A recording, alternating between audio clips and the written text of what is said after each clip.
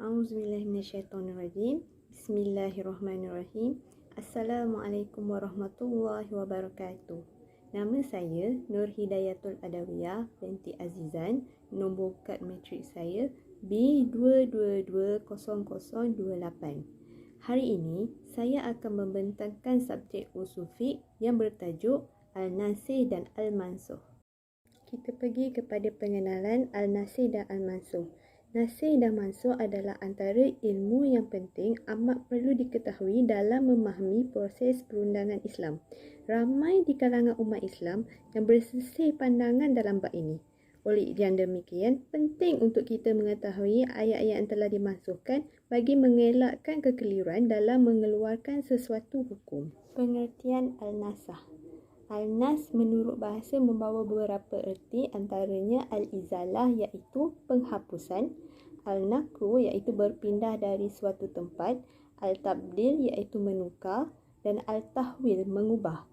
Manakala dari segi istilah juga Al-Nas membawa beberapa erti. Yang pertama, terhentinya sesuatu hukum syarak dengan ada dalil syarak lain yang membatalkannya. Yang kedua, Nas yang menghapus hukum syarak yang telah ditetapkan di dalam Nas sebelumnya dengan dalil syarak atau Nas yang baharu. Dan yang ketiga, membatalkan sesuatu hukum syarak berdasarkan dalil dan Nas yang ada dan datang kemudian daripadanya. Secara rumusannya, dalil pengganti itu dinamakan sebagai Al-Nasih, manakala hukum yang terangkat itu disebut sebagai Al-Mansuh. Dalil berlaku Al-Nasah. Al-Nasah memang berlaku di dalam Al-Quran berdasarkan dalilnya dalam surah Al-Nahl ayat 101. A'udzubillahiminasyaitonirrajim. Bismillahirrahmanirrahim. Wa idza baddalna ayatan makana ayatin wallahu a'lamu bima yunazzilu qalu innama anta muftar bal aktsaruhum la ya'lamun.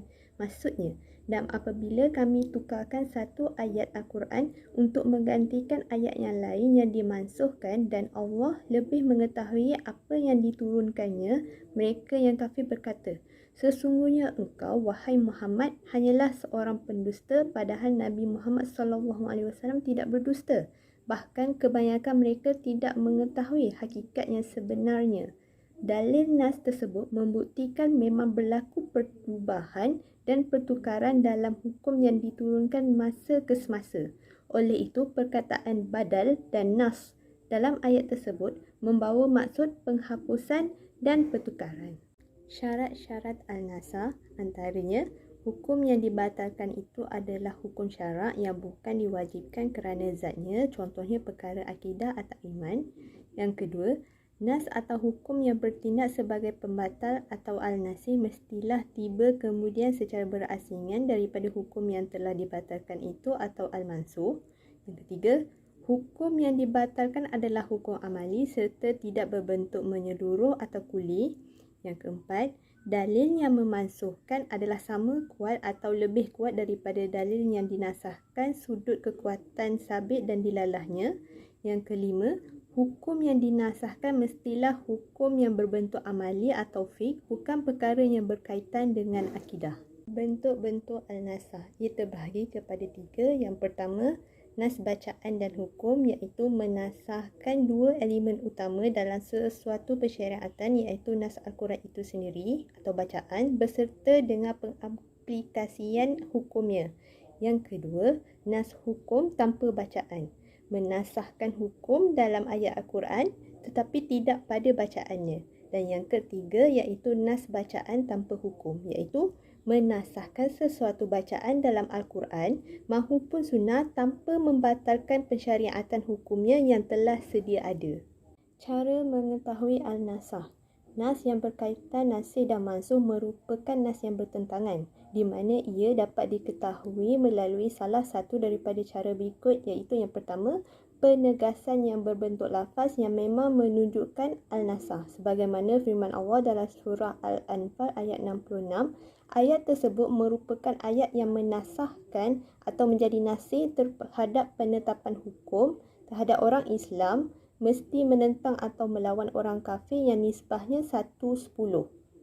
Ayat yang dinasah itu ialah firman Allah dalam surah Al-Anfal ayat 65, iaitu yang bermaksud, jika ada 20 orang yang sabar di antaramu, nescaya mereka akan dapat mengalahkan 200 orang musuh, dan jika ada 100 orang yang sabar di antaramu, nescaya mereka akan dapat mengalahkan 1000 daripada orang kafir. Yang kedua, salah satu daripada dua nas nasih dan mansukh itu terbukti datang terkemudian di antara keduanya melalui kenyataan yang dibuat oleh Rasulullah SAW sebagaimana hadis, iaitu, sebelumnya aku menegah kamu menziarahi kubur, sekarang ziarahilah. Yang ketiga, penegasan melalui ijma' ulama'. Salah satu daripada nas nasih dan mansukh itu memang datang kemudian di antara satu sama lain. Dan yang keempat, melalui perbuatan dan amalan Rasulullah SAW. Contohnya, perbuatan Rasulullah SAW merejam Ma'iz al-Islami tanpa menyebabnya 100 kali telah menaskan hukum mengenai lelaki dan perempuan telah berkahwin yang melakukan zina. Nas yang dinasahkan itulah yang sebagaimana hadis bermaksud sebatan 100 kali dan rejam. Pembahagian Al-Nasah dapat dibahagikan kepada 4 kategori utama. Yang pertama, Al-Nas Al-Soreh atau secara jelas, yang bermaksud syarak menjelaskan dan menyatakan secara terang bahawa syariat kemudian membatalkan atau menasahkan syariat terdahulu. Contoh, firman Allah berkaitan pertukaran arah kiblat daripada Baitul Maqdis di Palestin ke Masjidil Haram di Mekah dalam surah Al-Baqarah ayat 142 dan surah Al-Baqarah ayat 144. Secara jelas ayat tersebut menasah arah kiblat yang terdahulu, iaitu Baitul Maqdis. Yang kedua, Al-Nas Al-Dimni. Al-Nas Al-Dimni atau secara kandungan bermaksud syarak mensyariatkan satu hukum yang bertentangan dengan hukum terdahulu sehingga tidak mungkin disatukan kedua-dua hukum tersebut melainkan dengan dibatalkan salah satu daripadanya. Yang ketiga, Al-Nas Al-Kulli atau keseluruhan bermaksud syarak membatalkan keseluruhan hukum terdahulu dan ia merangkumi setiap mukallaf.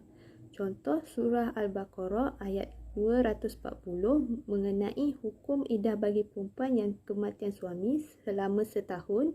Ayat tersebut telah dinaskan dengan ayat 234 surah Al-Baqarah di mana ayat 234 menjelaskan dan menunjukkan masa beriddah bagi perempuan yang kematian suami ialah 4 bulan 10 hari. Hukum dalam ayat tersebut menaskan hukum terdahulu dalam ayat 240 surah Al-Baqarah yang disyariatkan kepada semua isteri-isteri di mana ia dikenali dengan Al-Nasah secara keseluruhan atau Al-Kulli. Yang keempat, Al-Nas Al-Juz'i. Al-Nas Al-Juz'i atau sebahagian bermaksud syarak telah mensyariatkan hukum secara sebahagian mukallaf sahaja. Contoh, hukum iddah bagi perempuan mengandung sama ada diceraikan atau kematian suami ialah sehingga melahirkan anak dalam kandungannya. Cara berlaku Al-Nasah. Cara berlaku Al-Nasah dapat dibahagikan kepada dua kategori utama, iaitu Al-Nas ada ganti dan Al-Nas tiada ganti. Al-Nasah ada ganti merupakan bentuk atau cara iaitu dengan menasah hukum terdahulu kemudian digantikan dengan hukum baru. Cara Al-Nasah kategori ini dapat dipecahkan pula kepada 3 bahagian, iaitu ganti hukum sama, ganti hukum lebih ringan dan yang terakhir ganti hukum lebih berat. Kategori kedua iaitu Al-Nas tiada ganti bermaksud ayat-ayat atau nas yang telah dimansuhkan sudut hukumnya dan tidak ada apa-apa gantian dengan hukum baru. Sebagai contoh, firman Allah dalam surah Al-Mujadilah ayat 12 yang bermaksud, hai orang-orang beriman, apabila kamu mengadakan pembicaraan khusus dengan Rasul, hendaklah kamu mengeluarkan sedekah kepada orang miskin sebelum pembicaraan itu. Ayat tersebut dan hukumnya dimansuhkan melalui ayat berikutnya sebagaimana firman Allah dalam surah Al-Mujadilah ayat 13 yang bermaksud, apakah kamu takut akan menjadi miskin kerana kamu memberikan sedekah sebelum mengadakan pembicaraan dengan Rasul? Maka jika kamu tidak memperbuatnya dan Allah telah memberi taubat kepadamu. Seterusnya kita lihat dalil Al-Nasah. Berdasarkan kaedah umum syariat Islam, sesuatu dalil tidak boleh dinasah kecuali dengan dalil yang sama kuat atau lebih kuat daripadanya. Dalil al-nasah terbahagi kepada 4 bahagian. Al-nasah Al-Quran dengan Al-Quran, al-nasah hadis dengan hadis, al-nasah dengan ijma' dan al-nasah dengan qiyas. Al-nasah Al-Quran dengan Al-Quran. Ulama sepakat mengatakan Al-Quran harus menaskan nas Al-Quran apabila didalah kedua-duanya sama. Hal itu kerana ia dikira sama sudut kekuatan. Namun begitu, al-nas Al-Quran dengan hadis, ulama berselisih pendapat dengannya. Jumhur ulama menyatakan harus Al-Quran dinasah dengan hadis mutawatir. Hal itu kerana ia dikira setaraf sudut kekuatan. Bagi pendapat ulama Hanafi pula, harus Al-Quran dinasah dengan hadis mutawatir dan hadis masyhur.